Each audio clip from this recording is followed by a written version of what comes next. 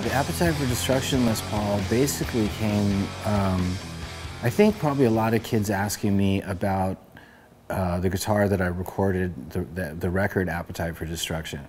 And someone had mentioned it'd be cool to have a guitar like that. And finally, after a while, I thought it would be, having done a couple Slash model Les Pauls, it would be fitting at this particular point in time to do an actual Appetite for Destruction Les Paul. So it was basically an effort that was really for the fans, to do something for them.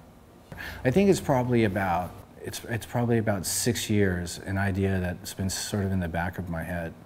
And it's funny, it was just a phone call last year to Gibson to see if they really actually wanted to pursue it. I wasn't really sure if they'd go for it, but I was really glad that they did. All right, so this is the Appetite for Destruction Les Paul. This is the original right here. Let's see, highlights on this guitar is, first off, is the Seymour Duncan, sort of Slash model, Seymour Duncan Alnico Pros, which are made exactly like the original pickups that I used in the 80s, which, surprisingly enough, there's a pretty big difference by the way they're wrapped, and also some of the material that's used has sort of advanced over the years, and so these are like the originals. Old style speed knobs, Tune-o-matic bridge, or saddle rather, and it's got old-fashioned capacitors, were actually a little bit hard to find in this thing, and the jumbo frets, and it's basically just set up exactly like my original was. And that's basically it. The little details that make the Appetite for Destruction guitar, the original Appetite for Destruction guitar, unique is, at the time it was very unique that it had Alnico 2 Pro Seymour Duncan pickups in it. I never paid much attention to the capacitors or any of the other hardware that came with the guitar, but it just had a really, really unique sound, and sort of became my signature sound after the release of Appetite for Destruction.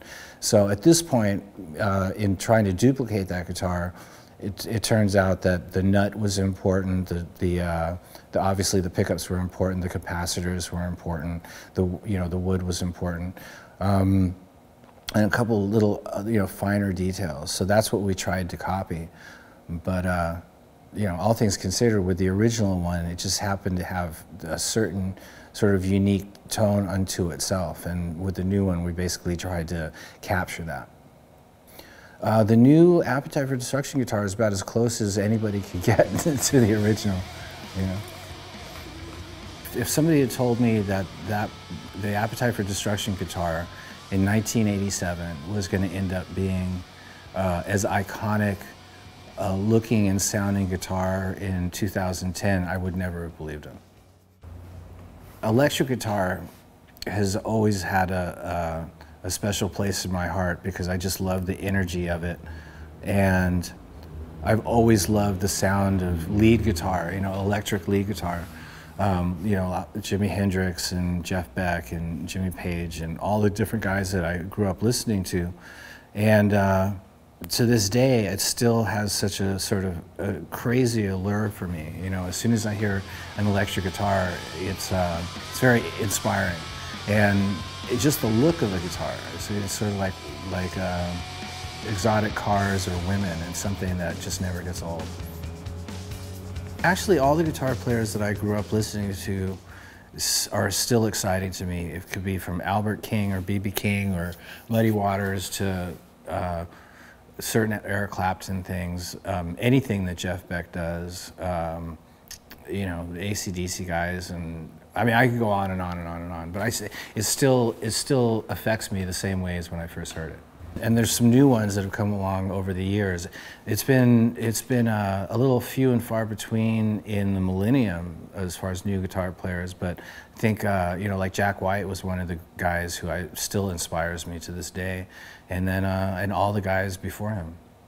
I think one of the reasons I like being given the opportunity to play with people that have inspired me over the years is because it's a huge learning experience, but even more importantly, it's a big honor, you know, to be able to stand in the same square footage as these guys.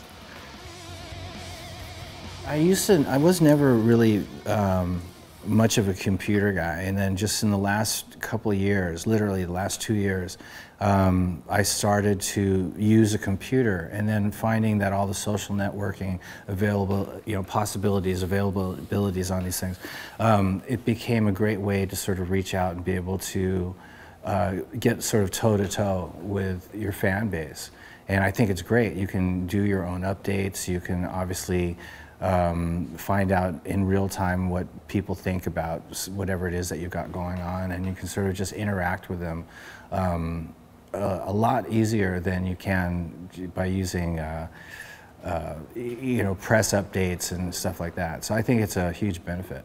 Well, the cool thing about Twitter, you know, is that you can speak directly with fans, again, in real time, and it just gives you a better idea as to the people who are out there, and sort of a better impression of what people are like.